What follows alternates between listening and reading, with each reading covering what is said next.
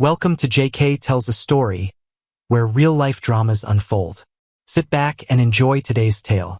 The drive from Des Moines back to Dayton felt endless, even though it was only 5 hours on I-35 and I-70. 4 months of living in Iowa farm country, analyzing corn futures and processing facilities, and now I was heading home for what I knew would be a brutal meeting with the head of our agricultural commodities trading desk. The drive didn't bother me much. What worried me was anticipating what I'd find at home. I arrived in Dayton just after 8:30 a.m. and checked into the Marriott downtown. I'd booked the room the night before, so it was ready immediately. After dropping my bags, I hit the hotel gym, 30 minutes of weights, 30 on the treadmill, then a scalding shower followed by ice-cold water until my teeth chattered. Anyone will tell you that April in Ohio can't be called warm, but I endured it until I was fully awake. At the hotel restaurant, I devoured a proper breakfast: pancakes, scrambled eggs, bacon, all drowned in maple syrup, washed down with 4 cups of coffee. After 4 months of small-town Iowa diners, I'd missed decent hotel food. Then I headed to Agricor Financial on 3rd Street, where my 10:30 appointment waited. The elevator took me to the 8th floor, where the executive suites were located. I walked through the polished lobby, showed my ID, and was escorted to a small conference room to wait. That's how they wanted to play it. 2 cameras covered opposite corners of the room. I was sure they were watching. I tossed my leather briefcase onto the mahogany table and walked to the window, staring down at the street below. They left me there for exactly 17 minutes.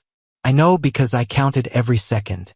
During my years working with agricultural futures and spending time in farming communities across the Midwest, I'd learned a thing or two about patience and showing no weakness, no matter what.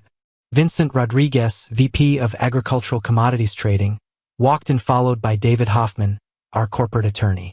If it had been just Vincent, this would have turned into a problem-solving session. If it had been David alone, it would have been about covering the company's legal exposure. But both of them together? Someone was getting fired, and that someone was me. Marcus. Vincent didn't offer a handshake. He gestured to a chair as they sat across from me. Battle lines drawn. What the hell happened in Iowa? It wasn't really a question.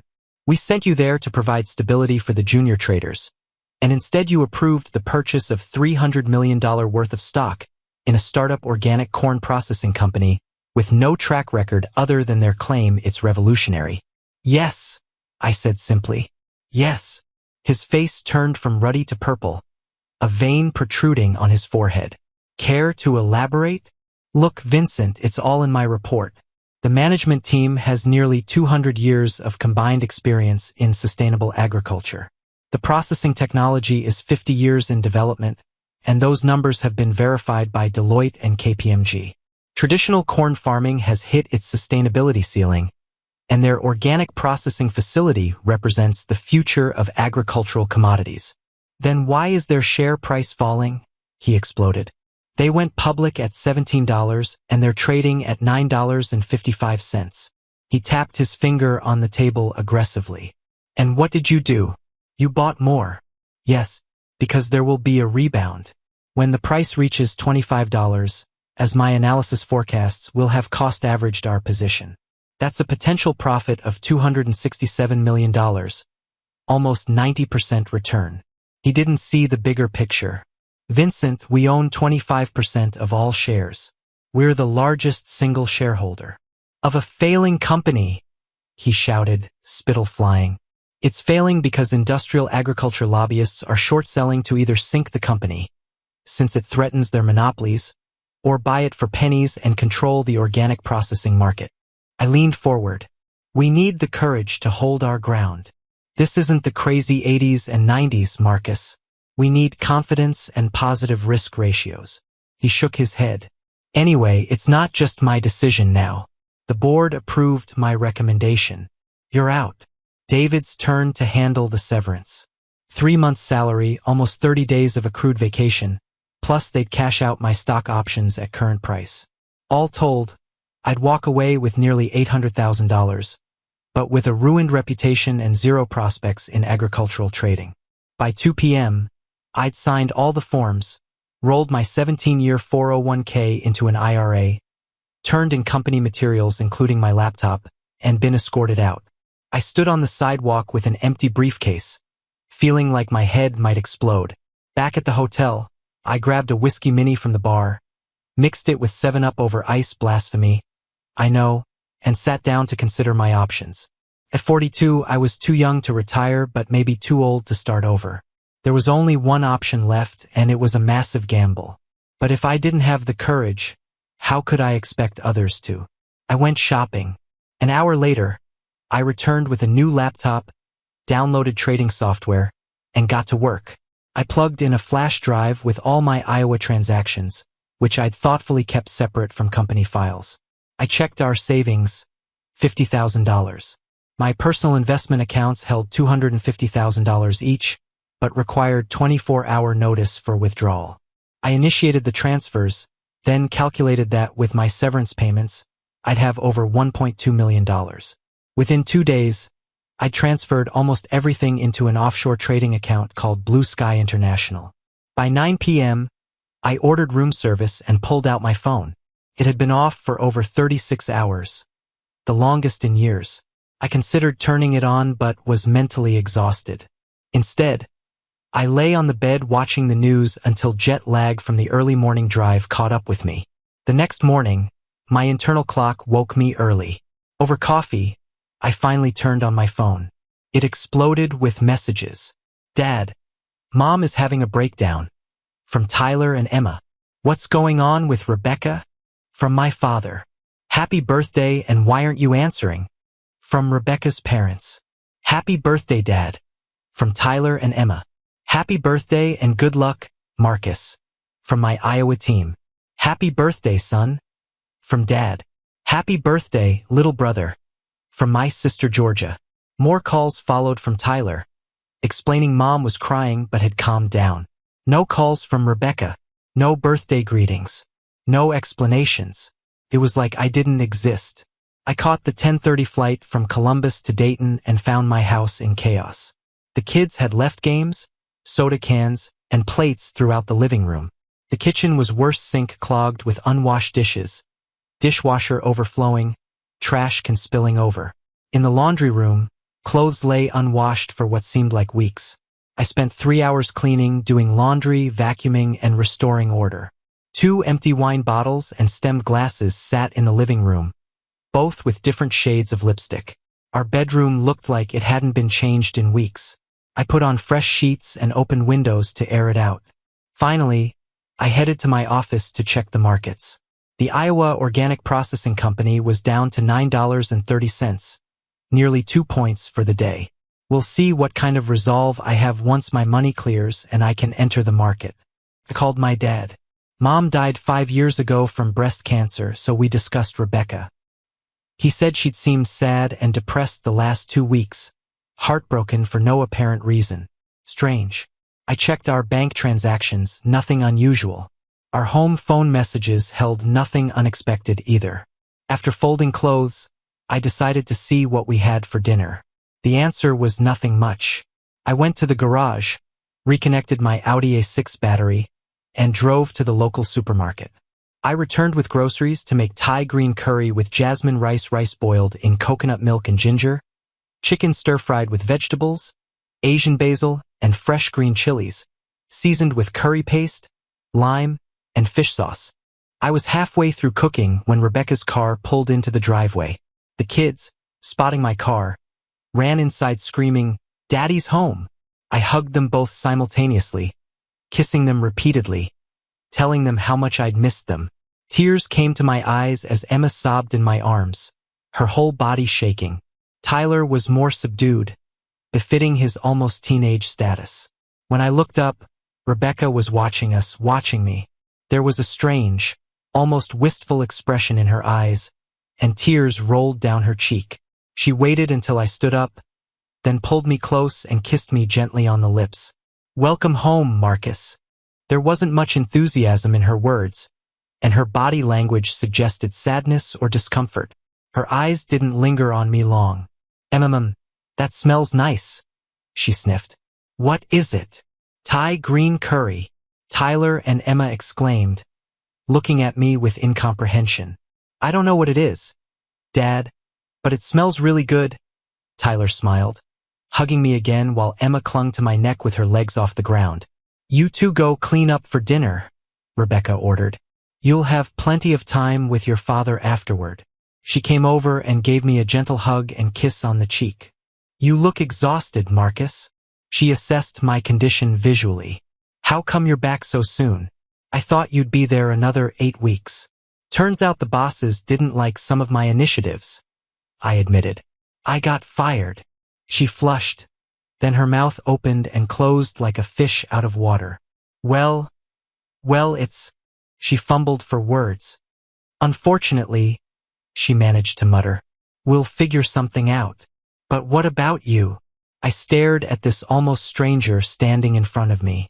I'd been married for 15 years, and she was acting more like an acquaintance than my wife. Are you okay? Her eyes clouded over, but she blinked and squared her shoulders. It's work. She tried to smile, but it didn't quite work. The market's down. That wasn't what I'd heard. There are changes happening at Brennan Insurance. There's pressure on everyone. She spread her arms wide to show how overwhelming it was. At this point, the kids came downstairs, rushed back to me. We'll talk later, she said, turning toward the kitchen. We gathered for our first family meal in 4 months. I served each plate, poured Rebecca a cool California white wine. Tyler got his Mountain Dew, and Emma asked for water. As we ate, I told the kids stories about Iowa team-building exercises including go-kart racing, indoor golf, laser tag, and paintball. It was all great fun. After emptying their plates, Tyler and Emma disappeared together, returning with smiles and a wrapped present. Happy birthday, Dad! Rebecca's hands flew to her mouth. I kissed my children as she emitted, Oh my God! I'm so sorry, Marcus. I totally forgot. I was about to remind her that I'd given her gold diamond earrings for her birthday, but instead focused on the kids. I opened my present, a Band of Brothers DVD set. I'd always said I wanted to own the complete series. I kissed them again, their wide smiles matching mine. I'll get you a present tomorrow, Marcus. Rebecca was embarrassed and remorseful. I waved her away. You don't have to. Being home with my family is all the present I need. Tyler and Emma threw themselves into my arms again with cries of, Love you, Daddy. We sat talking for over an hour, but eventually they had to do homework while Rebecca and I cleaned the kitchen. What's going on with you, Rebecca? You're not the person I know. She jerked her hand sharply as if to stop me. Then her shoulders slumped. I don't know, Marcus. I guess I'm depressed. You travel so much, for weeks at a time. Last time was too long. She looked me in the eye. You're not here. We hardly live the same life. Tears streamed down her cheeks. I feel lost. I reached out and wrapped her in a tight hug. She resisted at first but then gave in, letting me hold her as she sobbed softly. We stayed like that for a while. I wanted more. I wanted to solve the problem, but she wouldn't let me know what she needed beyond being held. She was right, though. Over the past 6 years since I'd been promoted to senior trader, I'd found myself constantly troubleshooting for inexperienced teams across the Midwest. We'd discussed it and agreed we'd make sacrifices with the ultimate goal of both retiring when I turned 50. She gently pulled away and suggested I spend time with the kids. I started with Emma going over her homework, then did the same with Tyler. After tucking Emma into bed and kissing her goodnight, I walked over to Tyler. Mom's not okay, Dad, he said with concern. She's been crying and hardly doing anything around the house. She even forgot your birthday. He looked toward the door to ensure we weren't overheard. I think she's having a breakdown. There were tears in his eyes. Please fix it, Dad. I nodded, though I had no idea what was going on or how to handle it. As I walked downstairs, I heard her talking quietly on the phone. She heard or saw me coming and hung up quickly. Who was that? I raised an eyebrow. One of the girls from the office, she said, ending the conversation. We looked at each other. She didn't back down an inch. Whatever was bothering her, she wasn't going to discuss it. But she looked angry at me and trying to hide it. I decided it was a much more serious problem, but fatigue was kicking in again. It was 9:30 when I went to my office and checked the Chicago Mercantile Exchange futures. The Iowa company was trading at $9.90 in after-hours trading, up slightly. I went upstairs and waited for Rebecca to finish in the bathroom. She washed her face, brushed her teeth and hair, then walked into the bedroom wearing an oversized t-shirt as she often did. I cleaned up, brushed my teeth, and climbed into bed. I reached for her and she tensed momentarily, then pressed herself against me. "Please just hold me," she whispered in a thin voice.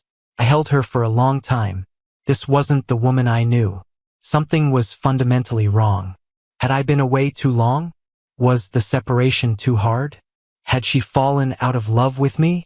Fallen in love with someone else? And then I had a terrible thought. What if she was sick? What if it was a serious disease and she didn't know how to tell me? All these thoughts swirled endlessly, but finally fatigue and the emotions of the last 2 days took their toll, and I fell into heavy sleep. I woke at 4:30 a.m., still feeling tired and sick. I decided to go for a run, promising myself to buy melatonin to reset my sleep schedule. I was on the road for about an hour, and when I returned, I found Rebecca gone with a short note asking me to feed the kids breakfast and drive them to school. It was still early, so I checked my bank account. The money from Agricor had cleared, and I transferred it to my offshore account. The Iowa shares weren't exactly in freefall, but they were on a downward escalator, trading at $8.99. I was faced with a choice. Fix my marriage or fix my financial future. Was it possible to do both? I spent as much time as I could with Tyler and Emma, asking general questions about what they'd done during the months I was gone. The answer was nothing much, except for some activities with Mom's boss, Richard Brennan, and his daughter Sophia. They'd played miniature golf, gone to movies and dinners. Emma didn't notice anything unusual, but Tyler must have seen my expression and jumped in. "He was always with his daughter, Dad," he defended. "Sophia always said Mom was such a big part of the company. Like we were all one big happy family." Emma nodded in agreement. "Yeah, Aunt Sophia was always with us." I smiled and told them I was glad they hadn't stayed home bored while I was gone. But now I was back. Summer was approaching, and I wanted us to go on vacation and make the most of it. They nodded approvingly, and I hugged and kissed them again. I drove them to school, then called a few friends to arrange morning meetings. Then I called Frank Morrison, my old mentor. He was my manager when I first came to the trading floor, teaching me market trends no computer program could reveal. "Everything is driven by greed and fear," he told me repeatedly. We talked for a while. He still lived in Chicago, running a small registered brokerage for select clients. We discussed my credentials. I was SEC registered, a FINRA member, registered with the Ohio Securities Authority, and had signed AML compliance documents. We agreed I'd send him an electronic copy of the Iowa company prospectus for discussion later that day. I stopped by Walgreens across from Miami Valley Hospital on my way to my first appointment.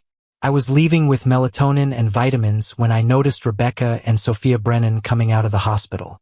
They were holding onto each other, looking like two women bound together by shared grief. I discreetly watched as they walked with heads down and shoulders bowed, bereft of hope. They climbed into a waiting Uber and disappeared into traffic. What the hell was that? I ran through all the possibilities swirling in my head since the previous evening, but nothing made sense.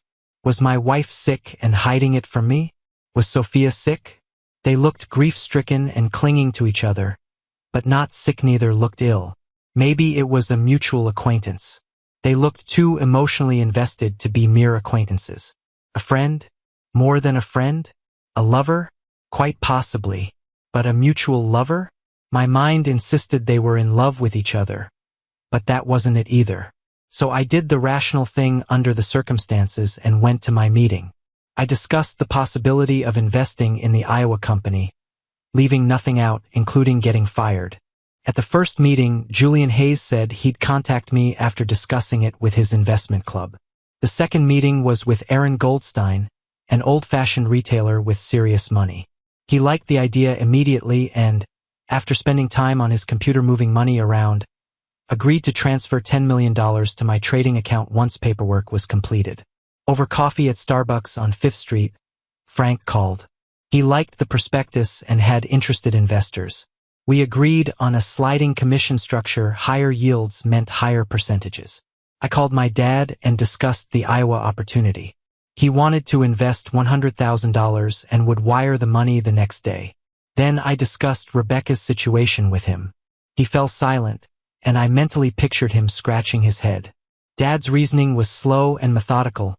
He worked as a risk analyst for one of the state's major insurance companies. When he responded, it was with concern. Her behavior resembles a woman in mourning. Well, she wasn't mourning her parents. They were disgustingly healthy in Arizona, apparently loving the warm, dry climate. She had no siblings, and her few cousins were scattered across the country, almost strangers. We talked longer while I questioned his thoughts, and finally I had to agree with him. He signed off, but not before giving me the number of a private investigator whose services his company regularly used for insurance fraud cases. I went home, called my contacts in Iowa to get sentiment updates, and recreated the risk assessment for the corn processing company. It turned out virtually identical to my original report. The numbers were sound, management was solid, the project was promising, but the decisive factor was that all management team members had invested their own money. They weren't just in the game, they were betting their future on success. Everything was ready. All that remained was waiting for markets to open, and I'd start trading. While I waited, I called the private investigator. His name was Detective James Mitchell, and I found his LinkedIn profile and small website under Mitchell Investigative Services. No pictures of him. When I called, he spoke with a slow, measured accent. I got the feeling he spoke that way deliberately because his mind was sharp and his questions were insightful. He asked for a $5,000 advance and said that since my father had referred so many cases over the years, he'd start the next day. With everything ready, I began drinking coffee, waiting for time to pass. My nervous energy peaked. Tyler and Emma came home late from sports practice, and I spent as much time with them as possible, but explained I had important business that night. Rebecca arrived looking tired but more determined than the previous evening. "I bought Chinese food on the way home," she announced, walking into my office and kissing me on the cheek. "Are you working?" "Hi, Becca." No affectionate words from her, so I didn't respond either. "I wish we could eat as a family, but I have to work tonight starting around 7. "Okay, that's fine, I guess," she said uncertainly. "I have a present for your birthday." She held out a small gift-wrapped package. The card read, "Happy birthday, Marcus. Love, Rebecca."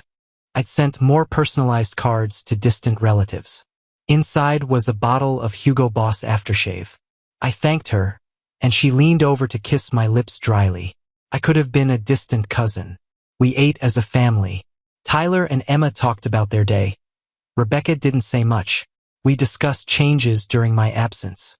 Tyler complained that the old skate park was closed and there was less for teenagers to do in town.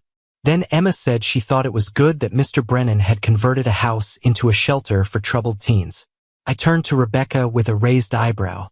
"Well, yeah, I may have mentioned it," she admitted. "Richard wants to establish a community service project, and this is his way of doing it." She was superficial with details, and I sensed she was holding back. "I'm surprised. I didn't know Brennan was into that sort of thing." I really was surprised. I thought he was more the country club type. His wife Linda started doing it while she was alive, and he continued after she died. She informed me somewhat smugly, or was it something else I couldn't identify? He often used empty houses he owned, but now he wants to convert one into a permanent facility. "Why not?" She almost pounced on me.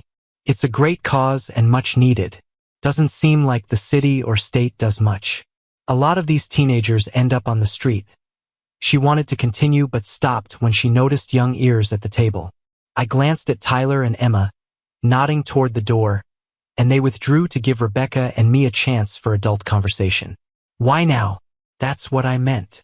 I looked at her intently. There was something about it, something she wasn't saying.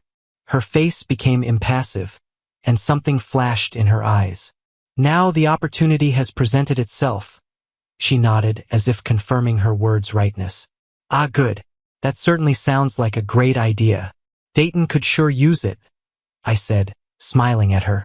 She smiled back as we both got up to clear the remaining food. I tried to keep a pleasant expression and not frown. She had lied to me, maybe not about everything, but she had good reason now. This wasn't speculation anymore. Her body language suggested she knew much more, and it had something to do with the personal. I helped clean up, took out trash, and told her I was going to work in my office. It was still an hour before Asian markets opened, so I sat at my desk and thought about the situation. I thought about my marriage, trying to maintain sanity and not release the deeply buried pain threatening to consume me. I knew if I gave up now, I wouldn't be able to do what needed to be done. At the same time, I realized if I held the pain back, it would likely get worse. I wondered how we'd gotten to this point. Rebecca and I had been compatible in almost every way. We agreed on where to live, how to spend money, vacation plans, when to have children and how many. We had a good life. To be fair, the last few years had been difficult because of my traveling, but usually we made plans before I returned, and after I returned we invariably had a mini honeymoon. But not this time. I thought we were on the same page, but we weren't. It made me angry. Iowa and the Midwest were full of women looking for successful men. Some for experience, some because most traders held lucrative positions and had more to offer than local counterparts. Some simply saw it as a ticket to better opportunities. I was approached daily in the office, on the street, in restaurants, especially in bars and clubs. Many of my colleagues dated local women, some even setting them up in apartments.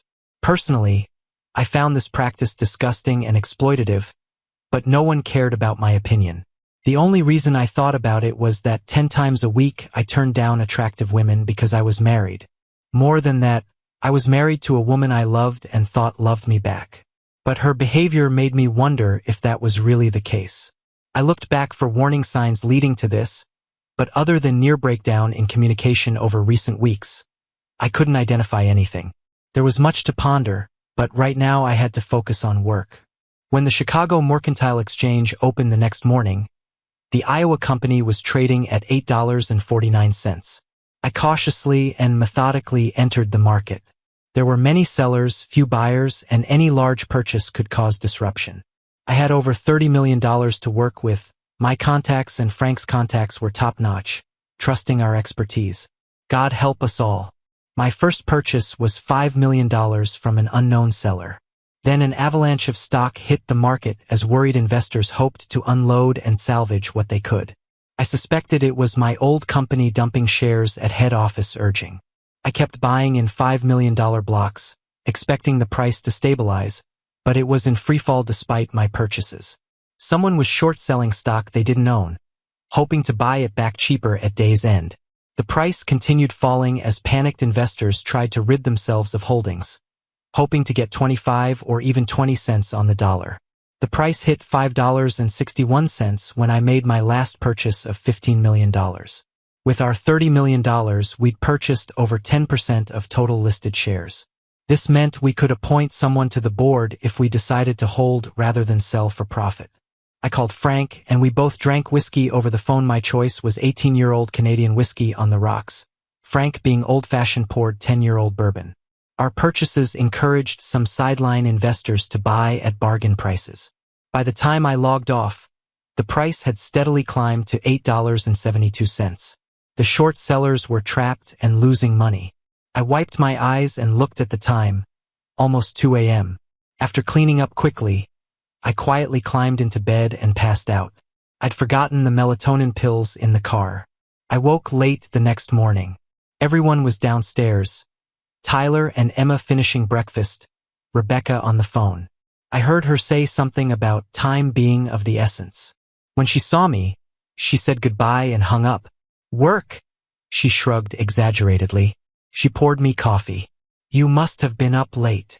I nodded, taking a sip. So did the trading go well? She asked. I mimicked her shrug and left it at that. I poured a second cup and headed to my office. I checked the stock price at close and was pleased to see they'd rallied as market sentiment turned, closing at $10.04. Those holding stock had to be pleased. Short sellers must have been bleeding. Good. It was time to stabilize the stock and start trading to its potential, away from games played by hostile entities. I washed my face and started sending emails and making calls. My first order of business was catching up with our investment group, but I also started researching Brennan Insurance. It was business as usual, vision and mission statements with testimonials from happy sellers and buyers. There was a section about the company's social responsibility program, essentially helping troubled teenagers. They called it New Horizons House, claiming to provide housing, food, training, counseling, and help for troubled teens to find jobs, finish school, get off the street. I couldn't find anything else on their website, so I went to Facebook. I found Richard Brennan's page with lots of pictures of cars, vacations, and people he knew. There was also a recent group photo from a corporate event. The entire Brennan Insurance team was there. Richard stood in the center with his daughter Sophia sitting to his left and Rebecca on his right. Two things stood out.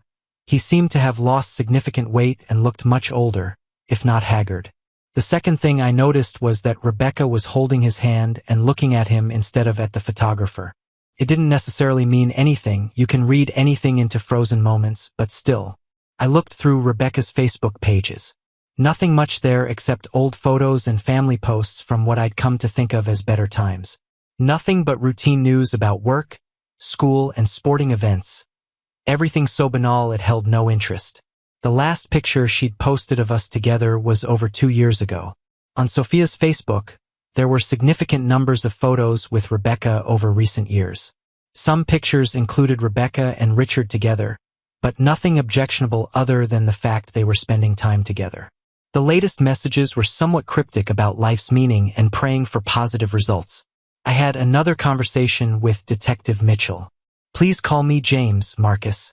I've worked with your father so long I feel like I know you."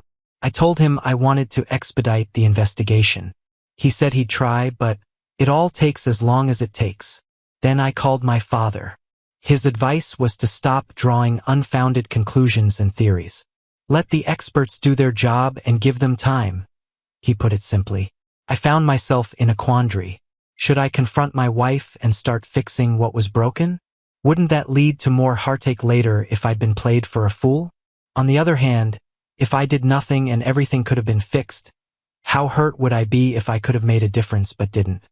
There was a divorce attorney's office in town, and I called. I got through to a staff member who advised it was better to fix marriage than divorce.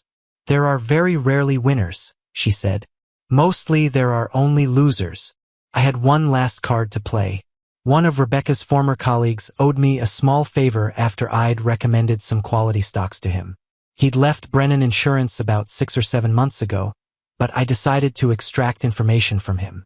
He worked for a competing insurance company but was free for late lunch, so we met at Red Robin for burgers and beers. Chad walked in wearing his trademark golf shirt, chinos, and Dockers with sunglasses on his head. If he tried, he couldn't have looked more like an insurance agent. After pleasantries and general chatter while eating, I got down to business. He laughed when my intentions became clear. "So, fishing for information, Marcus?" I nodded. "Why?" "I'm trying to understand something about Brennan Insurance." I limited my explanation. "Something came up that's been bothering me." He turned serious. Everything changed when Richard lost his wife Linda to cancer. He seemed to lose his drive for a long time. Then his daughter became the driving force, and over the next year or so, he seemed to find himself again. He paused and looked at me shrewdly. "Your wife and he became very close. She was sometimes referred to as his office wife." He paused to gauge the effect on me, and I gestured for him to continue, though my throat constricted and I feared if I tried to speak it would come out as a croak. "I didn't see anything inappropriate, but you know how cruel office gossip can be." He scratched his head. "One thing I can say is that Richard, Sophia, and your wife spent a lot of time together. But you weren't home that often, were you?" I shrugged helplessly. We talked about the subject without adding anything new. He was about to leave when he suddenly remembered something. "You do know that Richard was rumored to have been diagnosed with cancer, right?" We said goodbye, but I stayed and called Miami Valley Hospital. I presumptuously asked what room Richard Brennan was in. It turned out he was in a private room in the oncology ward. I paid for lunch and headed home. I had a lot to think about, That evening went much like the previous two, except after cleaning up, I went outside with whiskey and a small cigar. I sipped and puffed while the neighborhood remained quiet. Rebecca came out with a glass of wine. "Can we talk, Marcus?" "Shoot. You went on the Brennan Insurance website," she accused me. Apparently they were more advanced than I'd expected. I guess if they tracked visitor data, they could identify users. "I want to know why. Why did you go to the company website? What did you expect to find? I assume you've also checked everyone's Facebook pages." She glared at me, daring me to say the wrong thing and start an argument. We'd been married long enough for me to recognize those signs. "What did you expect to find?" "Exactly what I found." I made a poker face. "And what was that? Why are you questioning me, Rebecca?" "I'm not interrogating you. It feels like you're being defensive. Social media pages hardly qualify as private space." I laughed and she blushed. "Sophia said you also went on her Instagram," she accused. "Really?" "Yeah, she's right." She took a deep breath and tried to pull herself together. "Why are you acting like this?" "Like what?" "Right now. Why do you think that, Rebecca?" I looked at her stone-faced and blew smoke in her direction, knowing how much she hated it. She waved her hand, dispersing smoke and spilling wine on her blouse. "Please stop, Marcus." She began to cry. In a normal situation, I would have wrapped her in a hug, but not this time. "Why are you crying, Rebecca?" I looked at her without emotion. "You're upsetting me with your behavior, Marcus," she said louder to get her point across. But I only blew more smoke, creating a small cloud. "Who are you?" I asked her. She tried to formulate an answer but remained voiceless for a while. Finally, she found her voice. "I am your wife, Marcus Thompson. That's who I am." She looked at me defiantly. "I'm not sure." I stepped back as she gasped and ran into the house. I finished my drink and went to my office to work. The Iowa Organic Corn Processing Company's stock was rising strongly, up to $11.92, and it looked like the trend would continue. Frank and I talked it over and agreed this was a trend, not a spike. I stayed online monitoring market activity. With the exception of blue-chip stocks in a mild uptrend, the rest of the agricultural commodities market was volatile but within expected boundaries. The Iowa company was the only stock showing significant upward movement, though still far from its listing price. We were seeing some profit-taking from those who'd bought low. I texted one of my former Agricor team members, and he admitted they'd managed to dump about half their stock at 50 cents on the dollar. But my former boss Vincent Rodriguez had told him to hold the rest and wait as the trend looked positive. Maybe they could eventually come out ahead.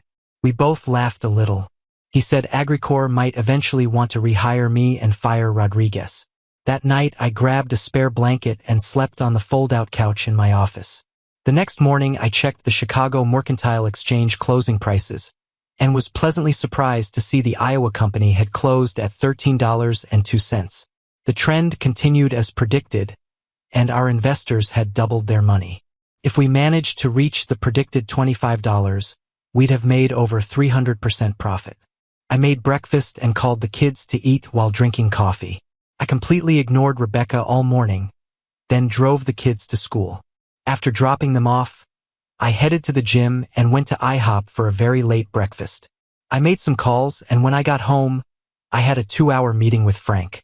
We talked about starting a combined brokerage company with offices in Dayton and Chicago. We discussed the idea and agreed he'd begin working on structure and equity while I'd develop a market plan. I was drafting the document until late afternoon when I heard Rebecca come in. She was alone.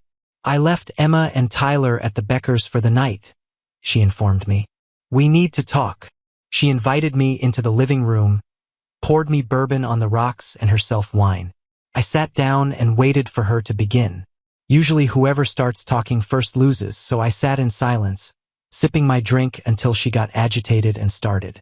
"I don't know what you think I've been doing while you've been away, Marcus. I haven't thought about anything yet." "Well, you're being very disrespectful and cruel to me." The woman was right about that. "Is that how you feel?" I raised an eyebrow. "Disrespectful." She started to nod, then realized the hypocrisy and backtracked. "I'm sorry, Marcus. You're not home anymore. We're like two strangers. She snorted with some satisfaction at her description. So after 17 years, we're strangers because I've been gone for 4 months? All the Skypes, all the texts, all the phone calls didn't matter. There was a lot of pressure on me, and you were far away. She wiped tears from her eyes. But you're my husband and I'm your wife, and that's all that matters. She flashed her eyes, daring me to contradict her. She stood up and left.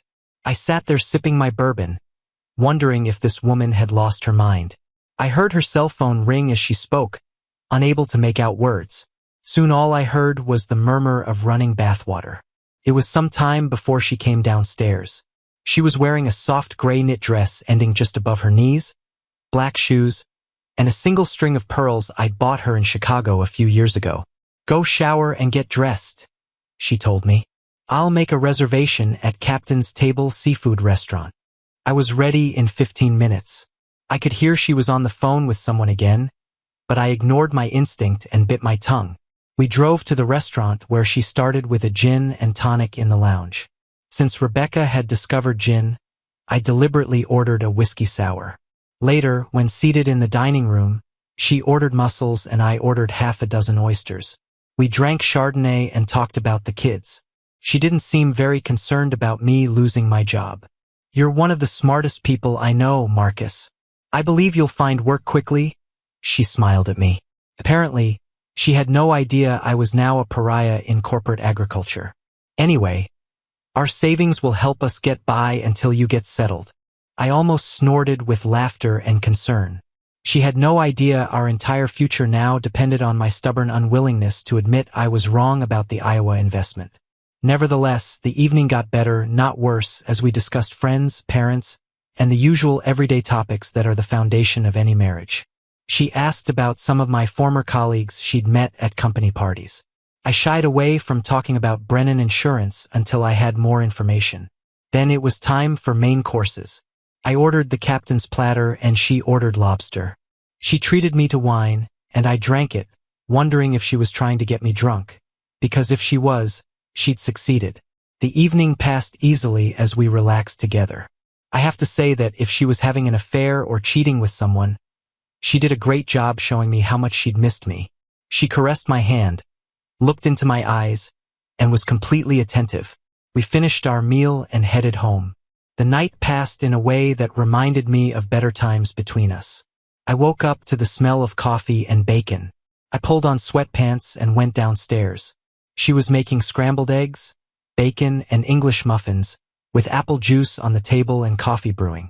We ate breakfast together, and she told me about what needed to be done around the house and in the backyard. After that, she got dressed and went to get Tyler and Emma. I was in the backyard, getting ready to start some cleanup after winter, when I noticed my phone ringing. Answering the call, I was humming along to the radio. It was Detective James Mitchell. "Can you talk?" he asked, and my life turned to ice. We arranged a quick meeting at a coffee shop downtown. I left my work unfinished, cleaned up, and drove in. He was waiting and waved when he recognized me. He was nothing like I'd expected based on TV shows and movies. He was a small, unassuming man, no more than 5 feet 7 inches or 5 feet 8 inches, thin, gray-haired, and balding. He wasn't very threatening, but he wasn't one of those stereotypical hard-boiled detectives either. He was wearing dark pants, a shirt, and an old sports jacket. Even his shoes looked like they were bought at Walmart. All in all, he was forgettable. He probably drove a Toyota. However, his high-end smartphone didn't match his outward image, and I smiled inwardly. He'd clearly cultivated this image of an unremarkable nobody. We shook hands, and his firm grip confirmed my impression of who he really was versus the image he was projecting. He cut to the chase without preamble. "Let's not beat around the bush, Mr. Thompson. We didn't catch your wife at a hotel or in any secret meeting." He held up a hand to prevent me from interrupting. "But we have ample evidence that she's been having an affair with her boss, Richard Brennan, for at least 2 years. That seems to be an open secret in the office. Of course, his daughter Sophia knows about it and not only condones it but facilitates it in every way possible. They met regularly during the week, and it seems that when you weren't home, She would often leave the children with friends and essentially move in with him for the weekend. He was methodical and relentless, trying to lay it all out before I exploded or whatever it was I was going to do. His voice began to lose volume as my pulse quickened and drummed in my ears. My hands clutched the table like I was having a heart attack.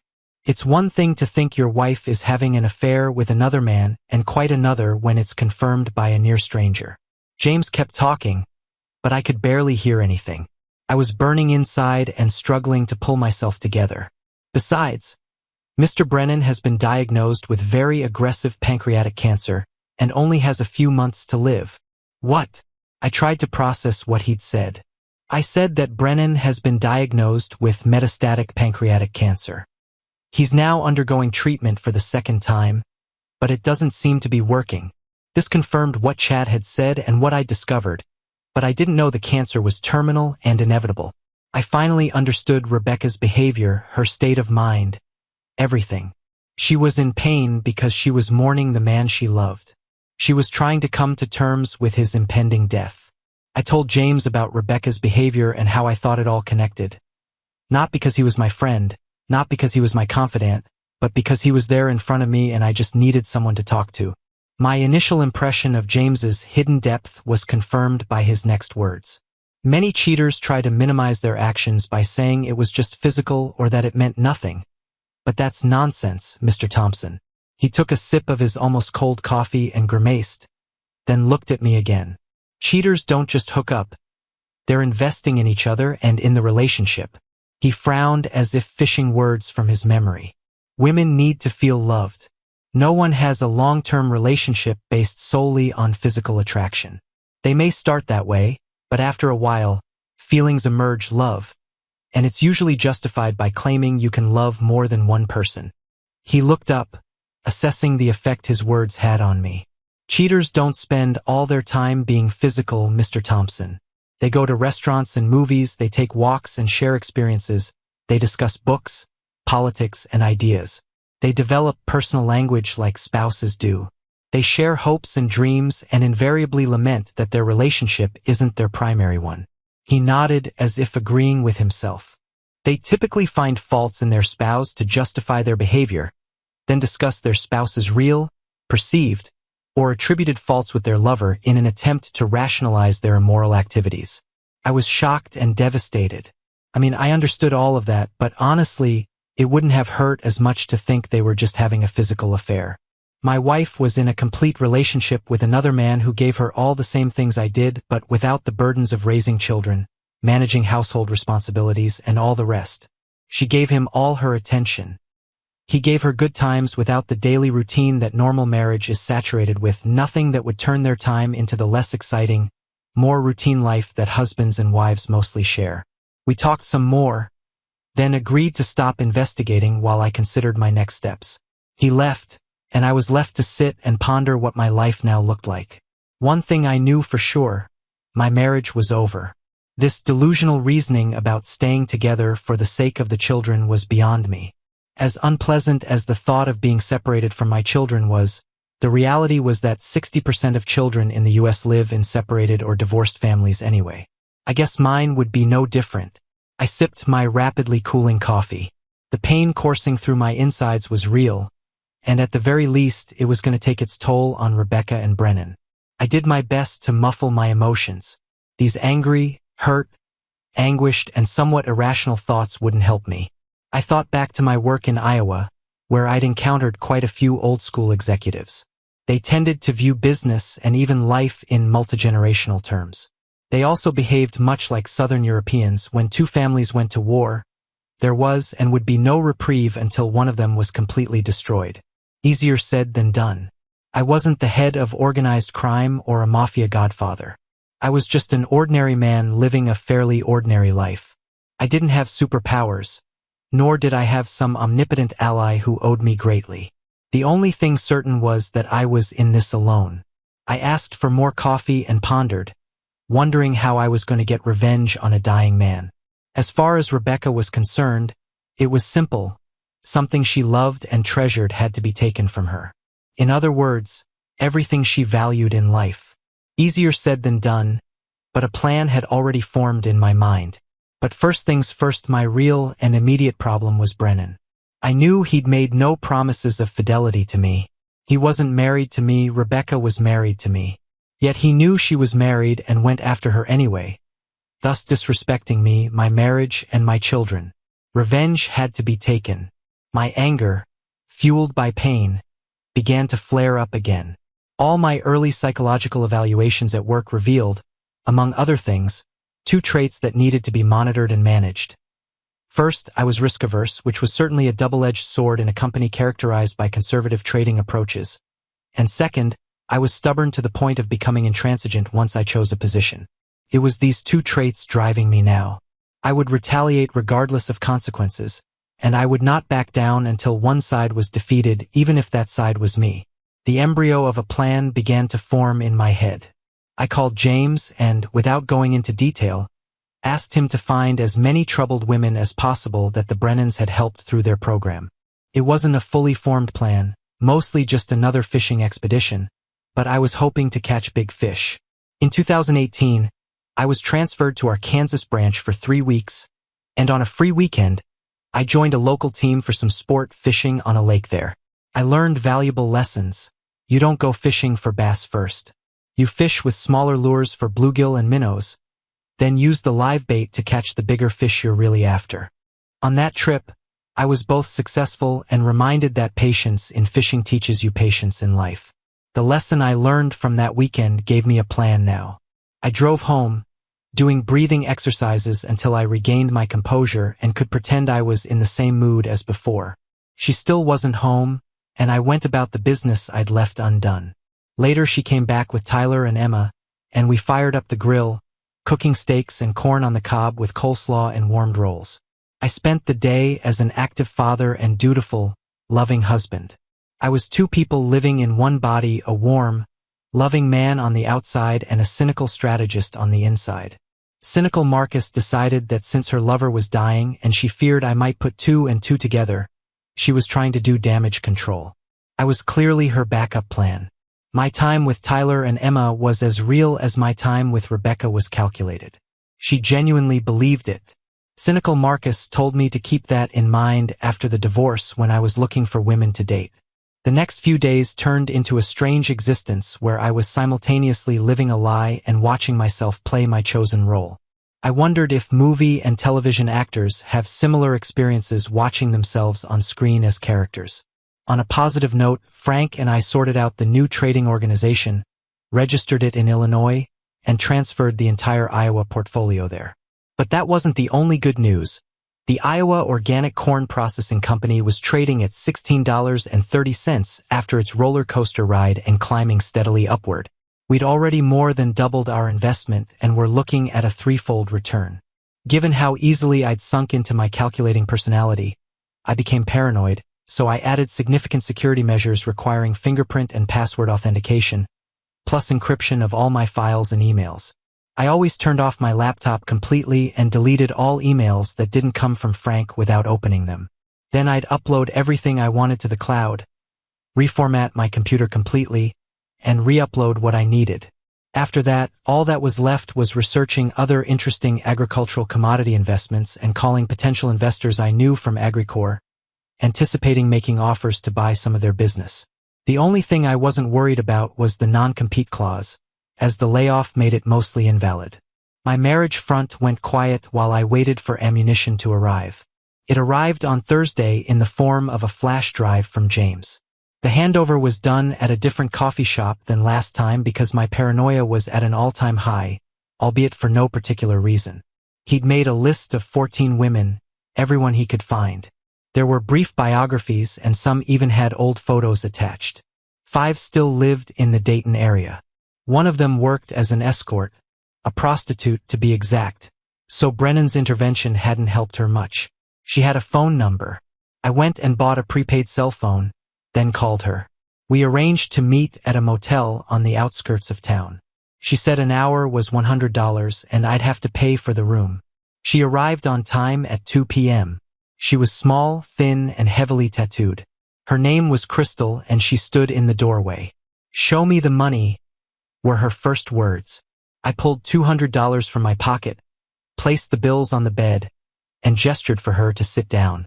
I raised my hand to stop her from undressing. "How do you feel about making 1,000? I asked, but she jumped up, grabbing her bag. "I don't do weird stuff, mister." "No," I assured her. "I'll pay for information." "What kind?" "I want to know about the home for troubled women you were in a few years ago." She wasn't sure, but after some thought, she agreed and told her story briefly. She said she'd left home as soon as she graduated high school because she hated her stepfather and ended up on the streets. Eventually, having lost all hope, she began selling herself for food and shelter. One client, when she didn't want to do what he wanted, threw her out like trash. She was found by passers-by who called police. They took her to the hospital, and someone contacted Mrs. Brennan, who offered her a place in the house once she was discharged.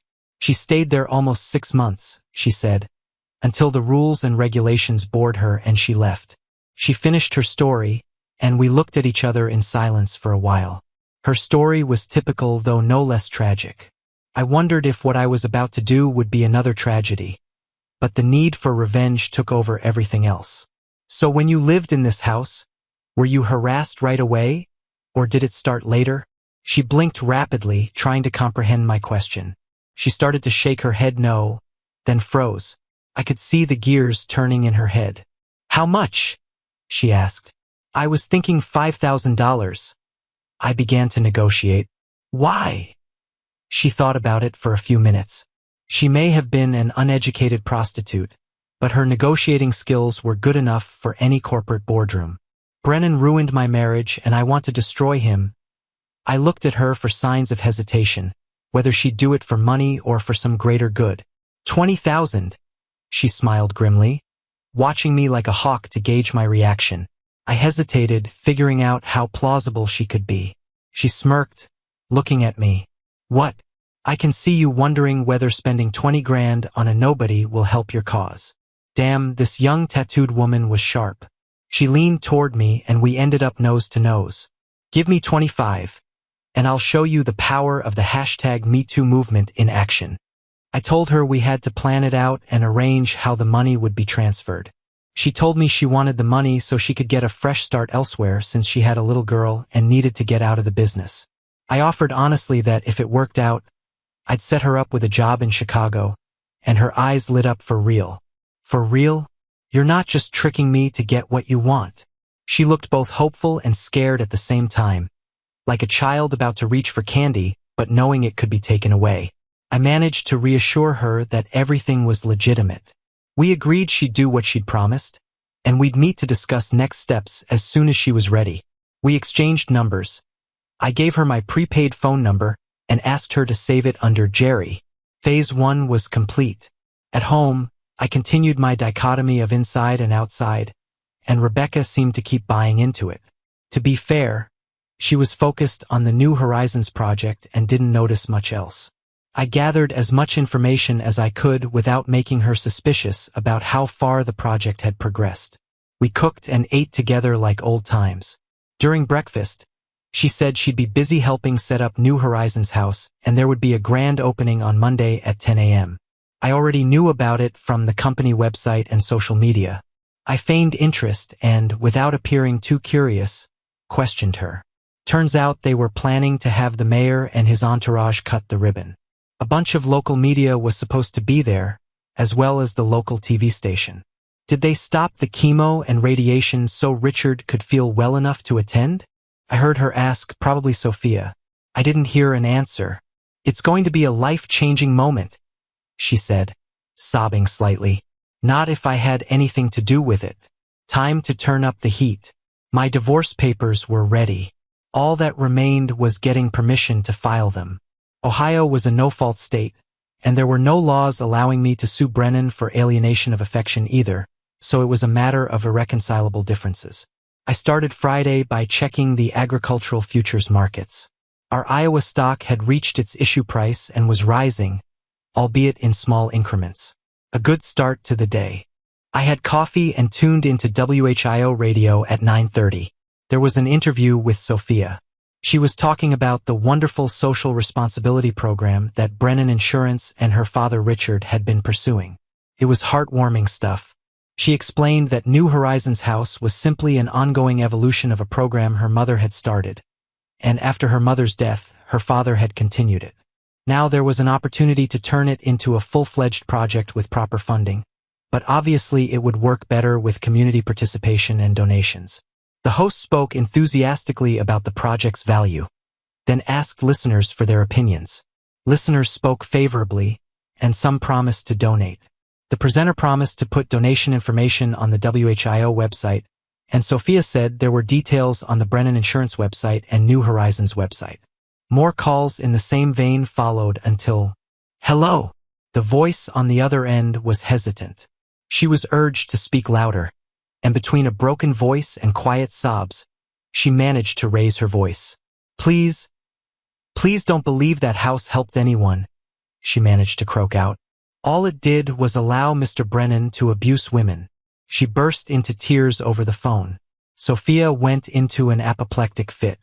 "Never. This never happened. My father is a good man. He would never do anything like this."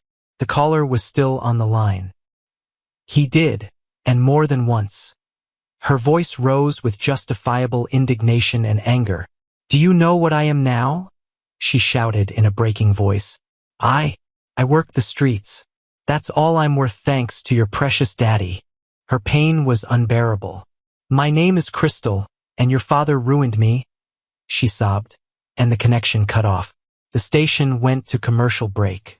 When they returned, the host was torn between his original interview and addressing the elephant that filled the airwaves. Sophia was stunned by this turn of events and tried to explain that it was nonsense and that her father was a good man who would never do anything like that. It was obvious she believed that, but then again, we all want to believe the best about our parents. All the lines were ringing with people both supporting and condemning Crystal. One caller said, "What you'd expect. What do you expect from a prostitute?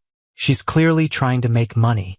Some wanted to ask questions of Sophia, while others suggested that authorities should intervene. The talk show host was no fool. It had turned from a little low-interest story into an emotional maelstrom, with listeners adding their opinions on what was real and what wasn't. The furor reached its climax when a well-modulated voice came on the air.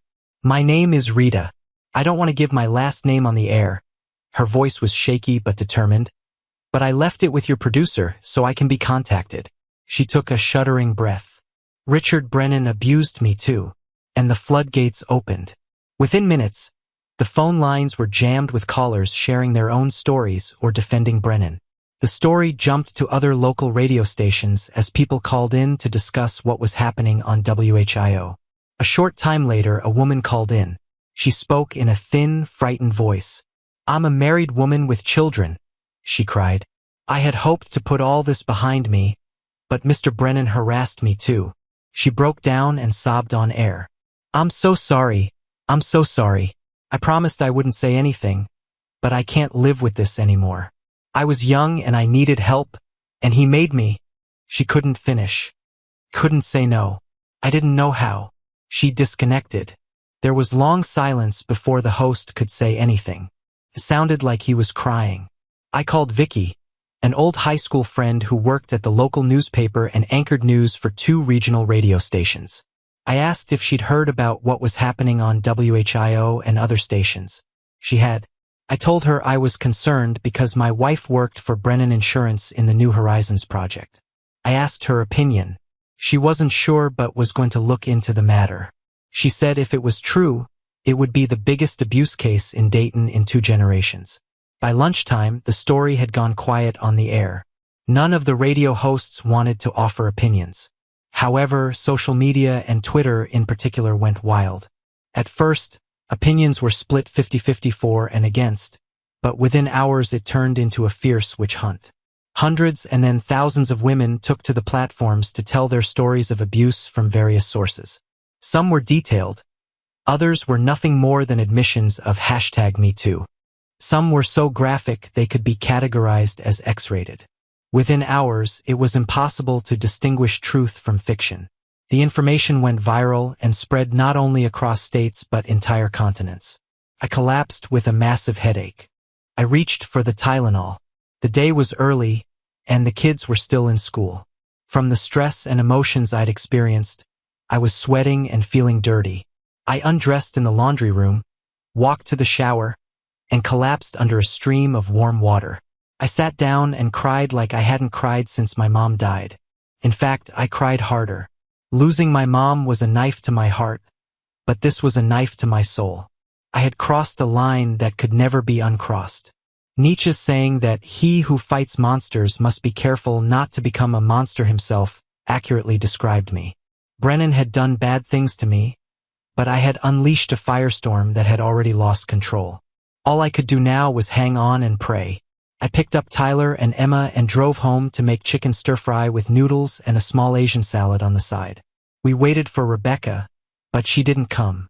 I tried to call her, but her phone was off. We finally ate, and I put a plate of food for Rebecca in the microwave and a small bowl of salad in the refrigerator. Tyler, Emma, and I sat down to play Monopoly, and Rebecca was still gone by 10 p.m. The kids had gone to their bedrooms, and I was alone in the living room when she came in. She looked like she'd just been through hell. The shadows under her eyes were dark, her hair was a mess, and she had the aura of a woman whose world had just crumbled. "You heard?" She sighed with a shudder. "Have you heard all the nasty things they're saying about Richard?" She groaned, collapsing into a chair. I handed her a large brandy, which she gratefully accepted, drinking half of it in one gulp. "Yeah, sounds like your boss is a predator," I told her in an even, emotionless voice. "Where there's smoke, there's fire." "No, Marcus. He's a good man. He would never do anything like this. Time to move to phase 2. "Rebecca," she looked up from her brandy, "you obviously didn't know the man very well." "You don't know."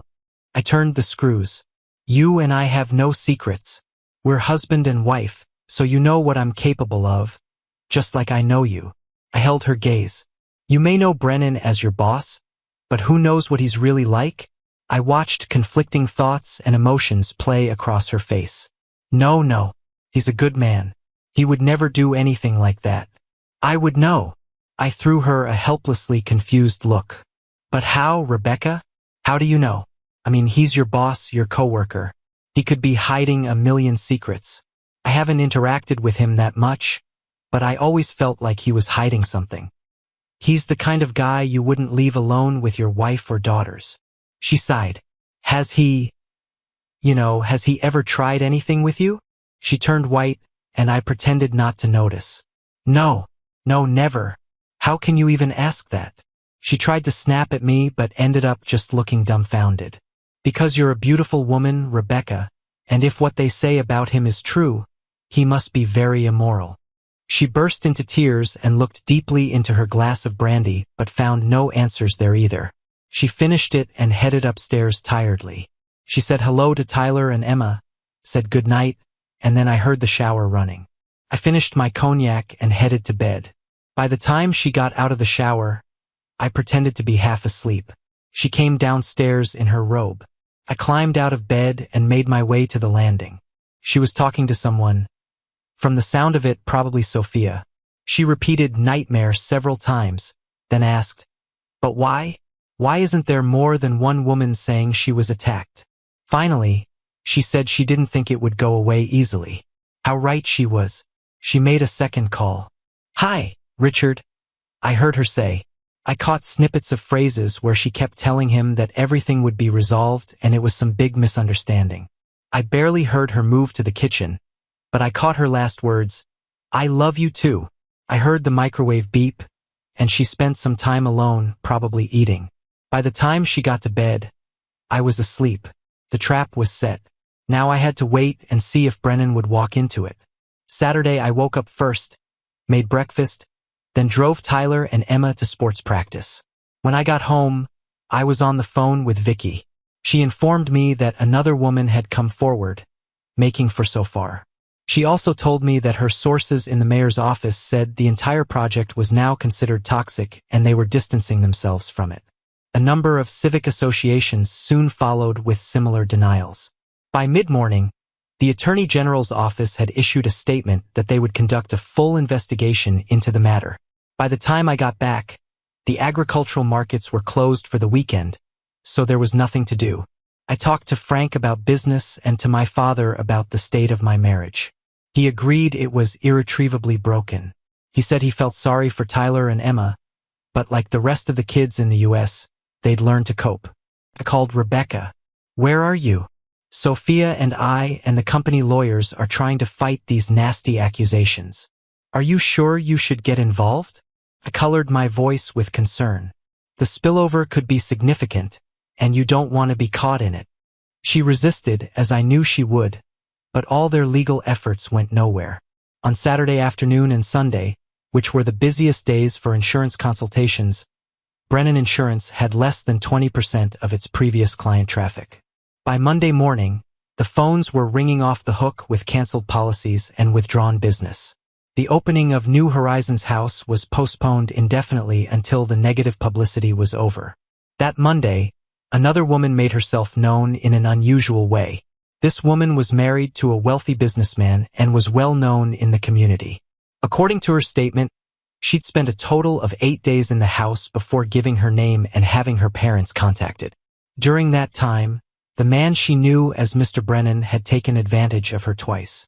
She left her lawyer's details for all the women who'd been assaulted by Brennan to contact him so they could file a class action lawsuit. By the end of that week, 5 things had happened. First, Brennan was interviewed by the district attorney at the hospital, after which his condition deteriorated significantly. Second, 3 of the 5 women came to police and gave testimony. All claimed to have been assaulted. Interestingly, all the assaults had occurred within a short period about 5 years ago. Third, the media storm escalated to the point where Brennan Insurance closed its doors until further notice. Rebecca naively told me every night about how Sophia was trying to keep the business going while vendors were leaving and taking customers with them. Fourth, the Iowa Organic Corn Processing Company had passed the $24 mark, and I was slowly selling blocks of shares, which were quickly bought up without lowering the price. We'd made back our original investment and still owned 2/3 of the stock. To put it bluntly, we were sitting pretty. My dad took Tyler and Emma for the weekend. I was on my way back from a small liquor store where I'd bought a chilled bottle of 2016 Veuve Clicquot. I was ready to celebrate. Fifth, and this was the big one, I noticed a BMW X5 SUV with Brennan Insurance logos on the doors parked in my driveway next to Rebecca's Lexus. I stopped and walked into the house. They were in the living room. Rebecca was crying, and Sophia was stroking her back, generally comforting her. "Ladies," I saluted them, walked over to the cabinet where we kept crystal, and pulled out 3 champagne flutes. They stared at me dumbfounded with open mouths as I tore off the foil, twisted the wire cage, and popped the cork with flourish. I filled 3 glasses generously and handed each one a glass. They were both in a sort of stupor, as if their brains had tilted, and accepted the offered glasses. "Cheers!" I raised my toast, drank half of mine, and burped. Then the shouting began. "You're divorcing me?" Rebecca noticed an open envelope with divorce papers lying on the coffee table. "I thought we were a family. How could you, Marcus?" Sophia exclaimed. "Don't you care about your wife? Don't you love her? Have a drink, Rebecca. We're celebrating the end of an era." I finished the rest of my champagne and reached for the bottle. "Hello, Sophia. First of all, I could and I did. Second, I stopped caring about her and stopped loving her when she became your father's lover." I knocked back my glass and saluted Sophia. "Let's drink to your father's legacy, Sophia. I hope he lives long enough to stand trial, and then the whole world will know what a piece of garbage he really is." She turned white and collapsed back into her chair. I turned to Rebecca. "Get yourself a lawyer," I smirked at her. "The kids will stay with my father until custody is established." Her eyes widened with fear. This was like nothing she'd ever seen from me before. It looked like I'd turned into the very monster I'd feared becoming. Sophia dropped her flute on the carpet, making a mess. They looked at me the way one looks at a madman with his finger on the trigger. "So, no champagne?" I laughed humorlessly. "You left me alone for so long and so often. I needed human contact. Rebecca tried to justify herself but couldn't meet my gaze. I understand. I laughed bitterly. And how do you manage that now? But then Sophia came at me again. And how many women did you sleep with while you were away from home? You men all want your women to be angels when you're away. And you do whatever you want. Don't think all men act like the piece of trash who fathered you. Just because he was happy to prey on young women and ruin marriages doesn't mean the rest of us stoop to his depravity. I stared at her, hoping she would object or even attack me physically. I leaned into her face. Your father is a predator, a criminal, a disgusting pig. He'll probably die before he goes to prison, but you, my wife, and the world will recognize him for what he is. His legacy project will never happen, and his money will be frozen by the courts for future lawsuits by his victims. Brennan Insurance will file for bankruptcy and cease to exist, and you'll have to move far away and change your name. She trembled and cried at my verbal assault. I bet she wished she were a man so she could hit me. I wished she were a man too, so I could unleash the rage I'd so carefully contained for weeks. In fact, it seems to me, Sophia, that you probably helped lure these girls the way Ghislaine Maxwell did for Jeffrey Epstein. Her mouth worked wordlessly at the horror I was spouting. I think I need to contact the news media to let them know about you. She shook her head side to side, her eyes widening with fear and horror. No, please. I didn't do this. It's all a lie. Some kind of mistake. I don't know what these women are trying to accomplish, but it's not true. My father is a good man.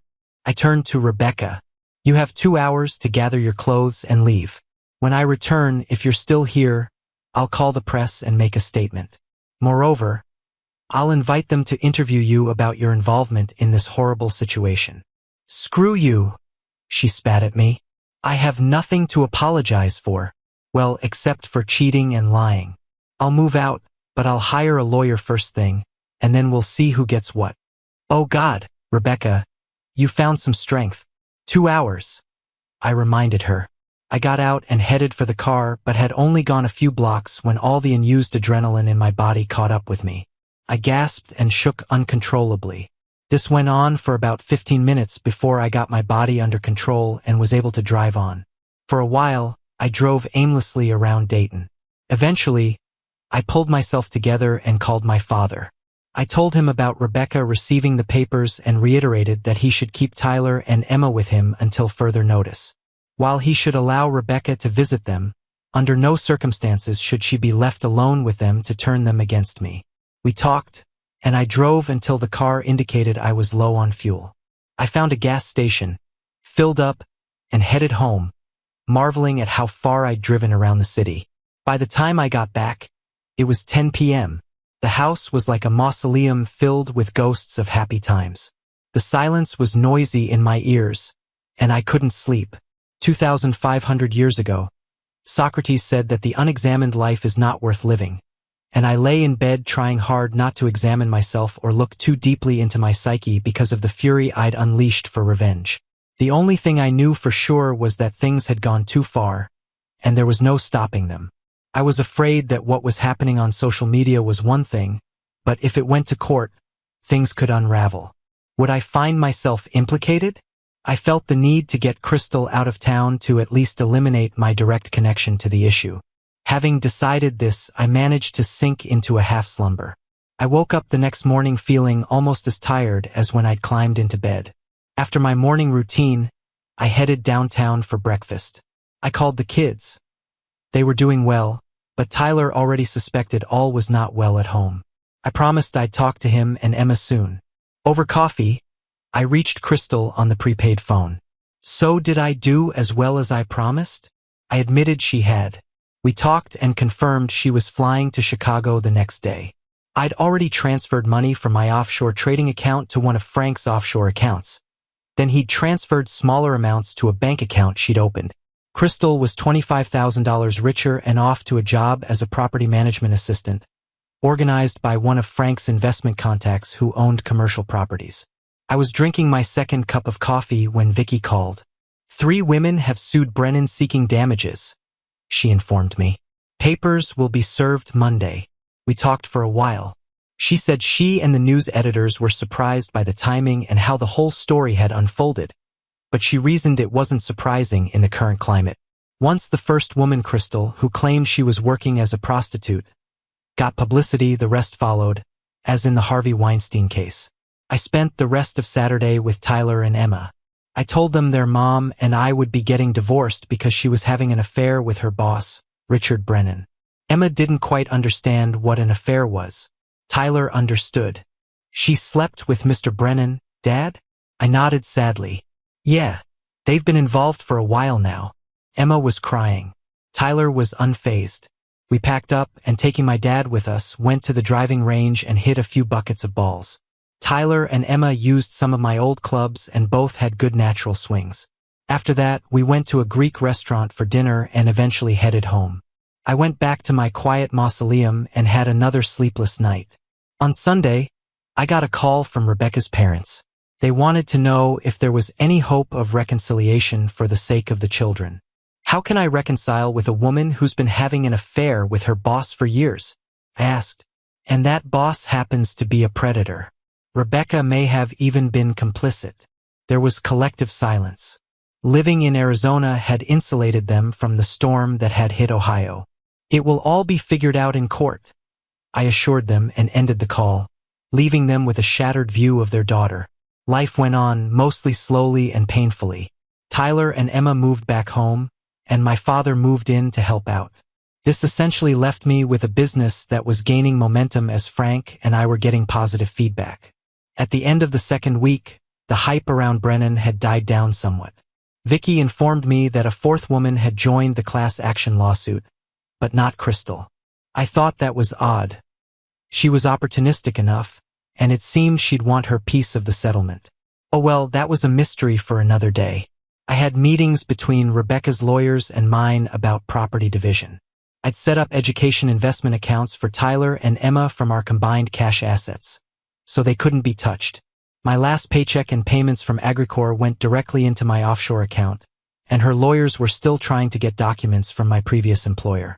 While they suspected some sort of golden parachute, they had no idea how much. But it was only a matter of time before they subpoenaed HR documents. I offered to pay her nothing, as she had a job and was generally making good money. She argued there should have been at least $250,000 in cash and near-cash assets. I assured them it had been lost on unprofitable stock investments.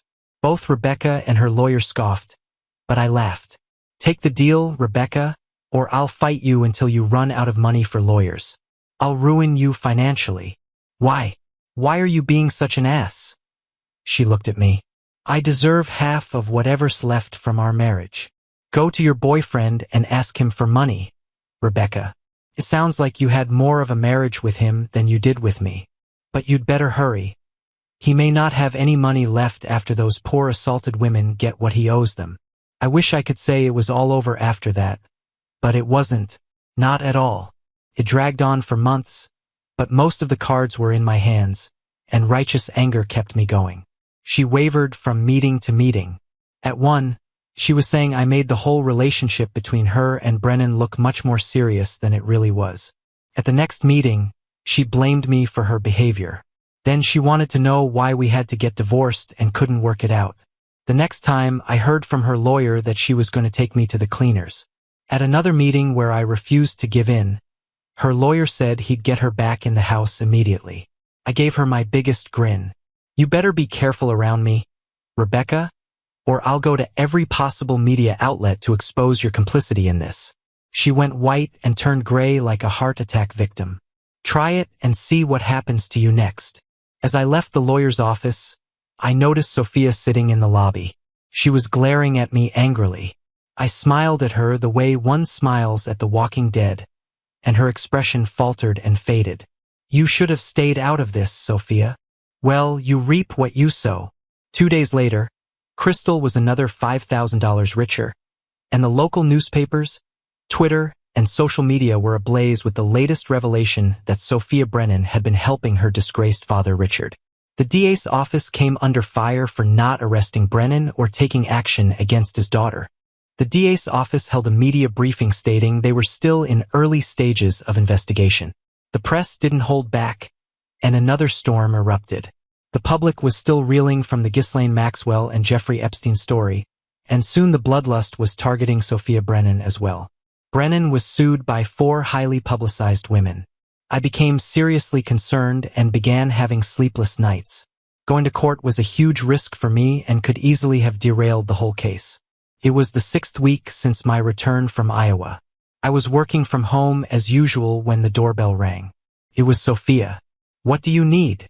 I wasn't going to pretend civility. "Can we talk, Marcus?" "No. I don't want to be associated with a predator like you." I glared at her and started to close the door, leaving her standing outside. She rang again, just as I knew she would. "Please, Marcus, just talk," she begged. I felt like laughing out loud. Where was her entitlement now? "I don't think so. You just want to record me and try to get me to say something you can use for your own purposes." "I won't, I promise." Her eyes lit up, but I held out my hand, stopping her. "Good. But first put your purse and phone in the car. Wait here." I closed the door, discreetly set my phone to record, then opened it again. "Okay, talk." I let her in and motioned to the nearest couch. She looked unsure whether to stand or sit, but I gestured for her to sit across from me. She sat on the edge as if she might bolt at any minute. She brushed loose hair from her face and pulled herself together. "I know it's you, Marcus. You're the one who created this whole nightmare." I just stared at her without emotion. She probably thought I was a serpent in her Garden of Eden. "Stop it. Stop it now, Marcus." I sat there looking at her in silence, and she changed tactics. "I know you were hurt by Rebecca's affair with my father. Anyone would be hurt, but this nonsense about my father abusing women is a lie, and it needs to stop. It needs to be disproven." I laughed in her face. "There's nothing I can do, Sophia. It's up to the courts now. Please, Marcus, please make it stop. I know you can." I smiled unhappily. "Now that your world has collapsed, you want me to help you? Where were you when your father was entertaining my wife?" Her face turned red again. "Oh yes, you were helping. Making sure she felt comfortable being your father's mistress." We stared at each other in silence for a long time. I read her face as she considered and rejected arguments to change my mind. Finally, she said, "What will it take, Marcus? What will satisfy you?" Her eyes grew cloudy. Then tears rolled down her face as she visibly shuddered. This was no pretense. This was a woman defeated. "Not until your family is completely destroyed, Sophia." She shuddered, her eyes widening in horror. "There will be no stopping. There will be no ceasefire. There will be no peace." I spoke slowly and purposefully. I wanted her to realize this wasn't a game she could back down from. This was real. She grasped the truth and fell silent as she thought about what I'd said. Then she surprised me by coming back for another try. "You want revenge, Marcus? How much? How much?" She clasped her hands together and stared at the floor, unable to meet my eyes. She was in her early 30s, unmarried, and had no children. Her Facebook pages indicated she'd recently broken up with her last partner, so she was single. Staggering. She reached the door and on unsteady legs ran to her BMW. I watched her drive erratically down the street. I had conflicting feelings, satisfaction at having caused her pain and letting her know more would follow, but at the same time, disgust at my ability to be so callous and cruel to another person's feelings. It was still early, but I wanted a drink, and maybe more than one. I spent the rest of the week in and out of law offices. In between, I continued working on getting new clients. There was a listing on the Chicago Board of Trade for a small agricultural technology company that looked promising, and a listing on the NASDAQ for a renewable energy company with wind farms in Kansas and Iowa. Frank and I were completing due diligence before presenting them to our investor group. The 4 women's class action lawsuit against Brennan was in full swing. The Brennans, led by Sophia and their attorneys, were trying to mitigate the situation and reach an out-of-court settlement. The district attorney still couldn't make up his mind how to prosecute a man on his deathbed, so everyone waited. I heard the Brennans had been cleaned out of almost every penny. All real estate owned by the company was sold, and the women got over $2 million each. The amount wasn't disclosed publicly, but it was substantial. It was effectively the end of Brennan Insurance. I needed one more thing to complete my revenge. So I went to Miami Valley Hospital and entered Brennan's room, looking official and walking as if I belonged there. No one challenged me. I was there to make sure he knew who had ruined him, his legacy, and his whole life. He was barely conscious, but his eyes focused on me when I approached his bed. "Hello, Richard," I said quietly. "Do you know who I am?" He nodded weakly. "Good. I want you to know that I know about you and my wife. I want you to know that I'm the one who destroyed everything you spent your life building." His eyes widened slightly. "But here's the thing, Richard, and this is important. I thought I was making it all up. I thought I was creating lies to destroy you for stealing my wife." I leaned closer. "But you really did abuse those women, didn't you?" He tried to speak but could only whisper. You ruined everything I worked for." I laughed harshly. "It's your own fault, Brennan. I destroyed you completely. How did you find out about me using them?" There was a long silence while I tried to comprehend what he'd said. Then I started laughing and couldn't stop. I dropped my phone on his bedside table, then finally got my laughter under control. "I didn't know, Brennan. I thought I was making it all up. But now I realize why those 4 women pursued you the way they did. All it took was one little crack in your facade, and then it all came pouring out." "Screw you, Thompson," he wheezed, panting. "Those women owed me." He tried to sit up to show he still had some fight left. I walked away. He died 2 days later. 6 months later, the women's shelter opened in the same building Brennan had planned for his legacy project. Sometimes the best revenge is letting the truth speak for itself. Thank you for watching. See you next time. If you enjoyed this, subscribe to JK Tells a Story for more tales.